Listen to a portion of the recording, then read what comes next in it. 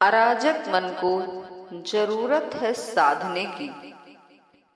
मन एक सेतु की भांति है, इसे पार करना है तो दूसरे किनारे को प्राप्त करना ही होगा।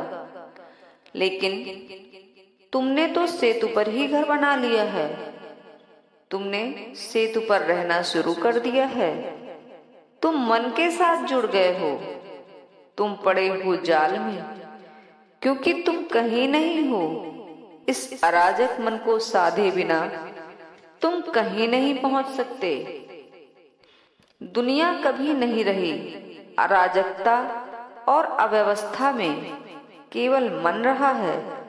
संसार तो परम रूप से व्यवस्थित है, यहाँ कोई अव्यवस्था नहीं, सुव्यवस्था है। केवल मन ही सदा अव्यवस्था में रहता है और सदा अव्यवस्था में ही रहेगा। कुछ बातें समझ लेनी होंगी। मन की प्रकृति ही होती है अराजकता में होने की, क्योंकि यह एक स्थायी अव्यवस्था है। मन तो मात्र एक संक्रमण है, स्वभाव से परम स्वभाव तक का कोई अस्थायी अवस्था नहीं हो सकती। जो अस्थायी है वो सुव्यवस्थित नहीं हो सकती। कैसे हो सकती है वह सुव्यवस्था में? जब तुम बढ़ते हो एक अवस्था से दूसरी अवस्था तक, तो बीच की स्थिति अव्यवस्था में, अराजकता में ही रहेगी। कोई उपाय नहीं है मन को व्यवस्थित कर देने का। जब तुम स्वभाव के पार हो रहे होते हो और परम स्वभाव में बढ़ रहे होते हो, बाह्य से अंतस में परिवर्तित हो रहे होते हो, भौतिक से आध्यात्म में परिवर्तित हो रहे होते हो, तो दोनों में एक अंतराल बनेगा ही। जबकि तुम कहीं नहीं हो, जबकि तुम इस संसार से संबंध नहीं रखते और अभी भी तुम दूसरे से संबंधित नहीं होते हो। यही है अराजकता। यह संसार छूट जाएगा और मृत्यु अभी नहीं मिली। मध्य में तो हर चीज एक अव्यवस्था होती है, और यदि तुम बने रहते हो मध्य में, तो तुम सदा ही अराजकता में रहोगे। मन के पार होना ही होगा। मन एक सेतु की भांति है, इसे पार करना है, दूसरे किनारे को प्राप्त करना ही है। और तुमने तो सेतु पर ही घर बना लिया है, तुमने सेतु पर रहना शुरू कर दिया है। तुम मन के साथ जुड़ गए हो, तुम पड़े हो जाल में, क्योंकि तुम कहीं नहीं हो। कैसे तुम कहीं न होने वाली जमीन पर व्यवस्थित हो सकते हो? अतीत तुम्हें नियंत्रित करता है। वापस जाओ, वापस लौट आओ उस किनारे पर जिसे तुम छोड़ चुके हो। और वापस लौटना होता नहीं, क्योंकि तुम समय में पीछे की ओर बढ़ नहीं सकते। बढ़ना केवल एक ही है, वह है आगे की ओर, आगे की ओर। अतीत तुम पर गहरा प्रभाव बनाए रखता है, क्योंकि तुम होते हो सेतु पर। अतीत भी सेतु पर होने से बेहतर लगता है, एक छोटी झोपड़ी से भी ज्यादा ठीक होती है सेतु पर होने की अपेक्षा। कम से कम वह एक घर तो है, तुम सड़क पर तो नहीं सोते। परमात्मा कोई विषय वस्तु नहीं हो सकता, वह तुम्हारे अपने अस्तित्व की गहनतम गहराई है। कैसे तुम देख सकते हो उसे? वह किनारा जो कि तुम छोड़ चुके बाहरी संसार में होता है, वह किनारा जिसकी ओर तुम पहुंच रहे हो, वह अंतर जगत है। जो किनारा तुम छोड़ चुके हो वह है वस्तुपरक, और जिस किनारे की ओर तुम बढ़ रहे हो वह आत्मपरक है। यह तुम्हारी स्वसत्ता की ही आत्मपरकता है। तुम उसे विषय वस्तु नहीं बना सकते, तुम नहीं देख सकते हो उसे।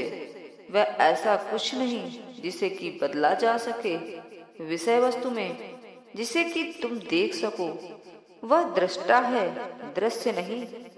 मन वापस नहीं जा सकता और नहीं समझ सकता है कि आगे कहाँ जाए। वह अराजकता में रहता है, सदा उखड़ा हुआ, सदा सरकता हुआ, न जानते हुए कि कहाँ सरक रहा है, हमेशा आगे चलता हुआ। मन है एक तलाश, जब लक्ष्य की प्राप्ति हो जाती है केवल तभी तिरोहित होती है तलाश।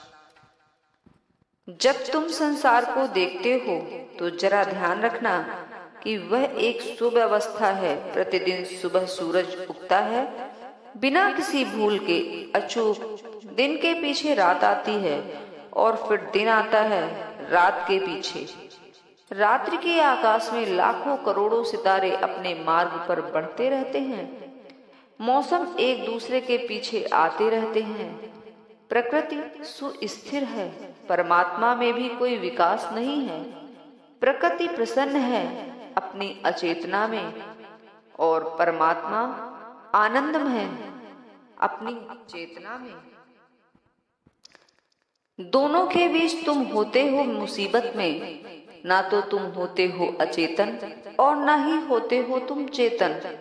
तुम तो बस मंडरा रहे होते हो प्रेत की भांति। तुम किसी किनारे से नहीं जुड़े होते।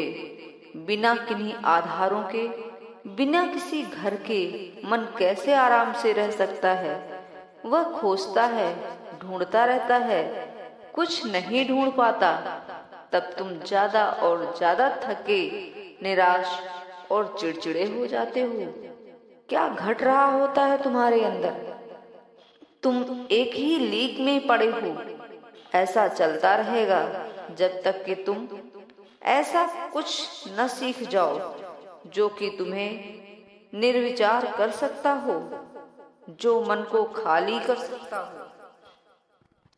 इसी सबको अपने अंतर्गत लेता है ध्यान।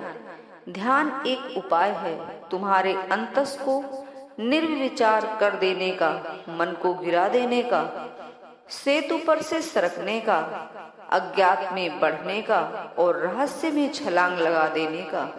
इसलिए मैं कहता हूँ हिसाब किताब मत लगाना, क्योंकि वह मन की चीज है। इसीलिए मैं कहता हूँ कि आध्यात्मिक खोज सीढ़ी दर सीढ़ी नहीं होती। आध्यात्मिक खोज है एक अचानक छलांग। वह साहस है, वह कोई हिसाब किताब नहीं। वह बुद्धि की चीज नहीं, क्योंकि बुद्धि है मन का हिस्सा, वह हृदय की अधिक है। अतीत तुम्हें नियंत्रित करता ही जाएगा। वापस लौट आओ उस किनारे पर जिसे तुम छोड़ चुके हो। और वापस लौटना होता नहीं, क्योंकि तुम समय में पीछे की ओर बढ़ नहीं सकते। बढ़ना केवल एक ही है और वह है आगे की ओर, आगे की ओर।